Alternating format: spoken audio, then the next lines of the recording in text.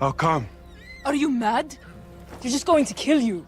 That's their choice. Just to be sure, there's a spoiler. The Wheel of Time Season 3, Episode 7 successfully adapted one of the biggest moments from Robert Jordan's fourth series novel, The Shadow Rising, finally shining a spotlight on Marcus Rutherford's Perrin in the process. In the books and the show alike, the Battle of Emond's Field facilitates Perrin's reluctant acceptance of himself as a leader while firmly establishing his views of right and wrong in the eyes of the audience. The battle also further nourishes the bond between Perrin and his new love, Faile, who is played by Australian actor Isabella Bucceri in the series. The latest episode of The Wheel of Time also gave book readers a shock in the form of Loial's sacrifice, which ScreenRant's The Wheel of Time Season 3, Episode 7 review dubbed bold and emotional. Added to the Two Rivers' unlikely victory against Padan Fain and his Trolloc army, and Faile's vocal commitment to her love for Perrin, Loial's death helped cement the episode as one of the most consequential of the entire Prime Video series. Plus, with Perrin's surrender to the Whitecloaks in the episode's final moments, the episode teed up big things for a potential Season 4. I suppose you call yourself children, so I shouldn't be surprised you can't count. Welcome to Movie Spy. Perrin has been a casualty of the Wheel of Time's 8-episode seasons until now. I just felt like people hadn't really met Perrin. Despite being key to Robert Jordan's book series, Perrin has not spent much time front and center on the Wheel of Time show. In Marcus Rutherford's words, there have been moments with Perrin in previous seasons where it's quite direct and it's quite functional in terms of, are we going to go back home, or he's grieving, or what's a wolf brother? And when you're a character that doesn't say as much, and on top of that, you have this new level of grief that's been added into the TV show, it makes sense. The Wheel of Time has realized enough fantastic adaptations of book moments to make it clear that its biggest hurdle has always been the constraints imposed by an 8-episode season. Rutherford admitted that even with a sequence as consequential as the Battle of Emond's Field, he didn't know if it would get its own episode. He continued, I think one of the hardest things about the show is that there are only 8 episodes. And I think that's probably what the fans feel and the writers and the actors. It's such a task to get everything in. If you focus on one storyline a bit, like Nynaeve in the Arches or Egwene with the Damon stuff, it's incredible because you really get to flesh out those scenes, Rutherford said.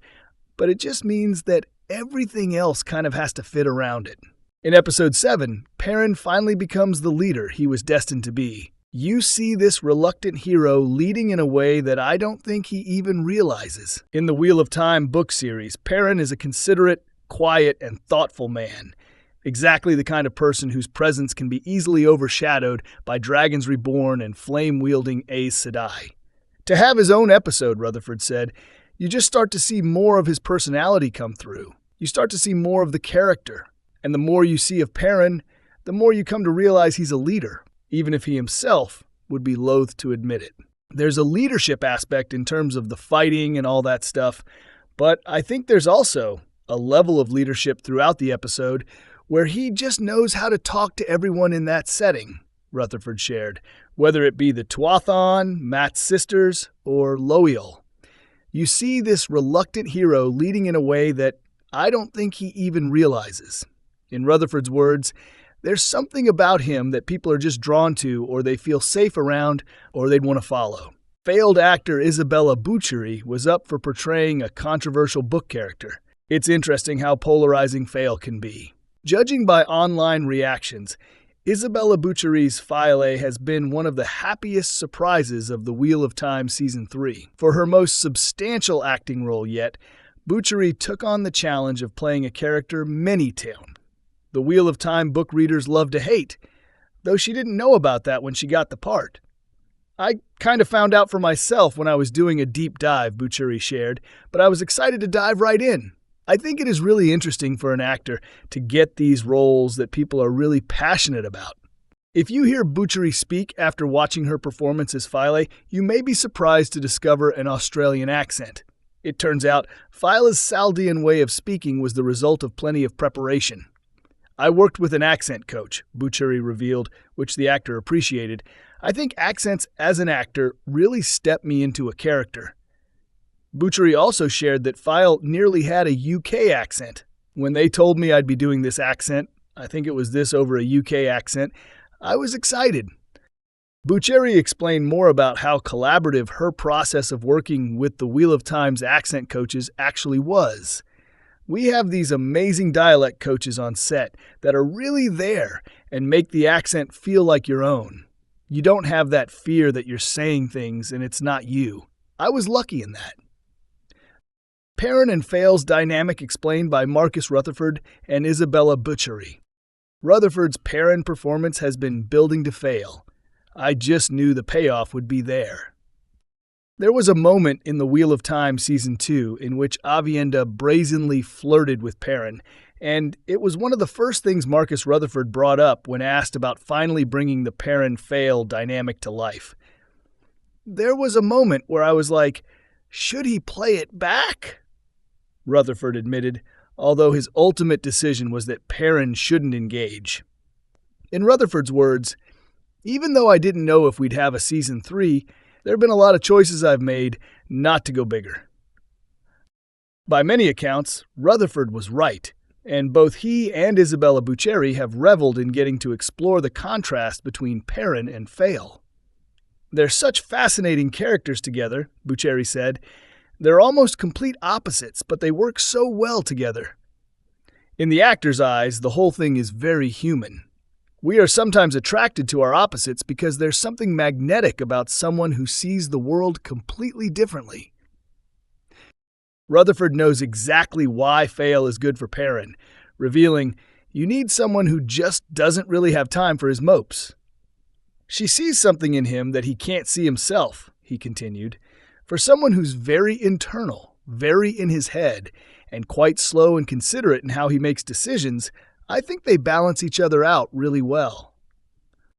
Bucceri also praised the realness of the relationship between the two polar opposites, saying, it's not like that typical romantic trope where everything's dreamy and effortless.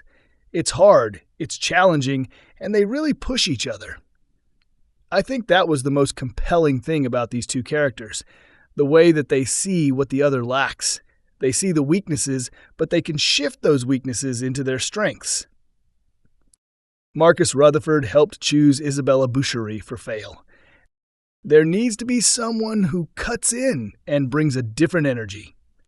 Faile and Perrin have one of the most compelling romances of the Wheel of Time, and it was crucial that both actors could live up to that dynamic.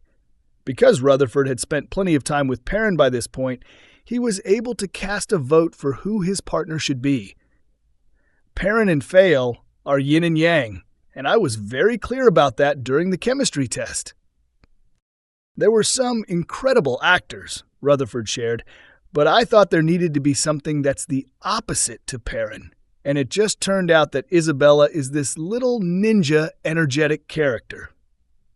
Bucceri does bring something to Faile unseen across the rest of the Wheel of Time's world, which Rutherford picked up on. We've got such a plethora of incredible actors and female parts on this show. There just needs to be someone who cuts in and brings a different energy, look, and vibe. Faile's journey mirrored Isabella Bucceri's own. I imagined her really trying to reclaim her identity. Isabella Bucceri called Faile an actor's dream in the sense that she's strong and guarded, but not without her own vulnerabilities.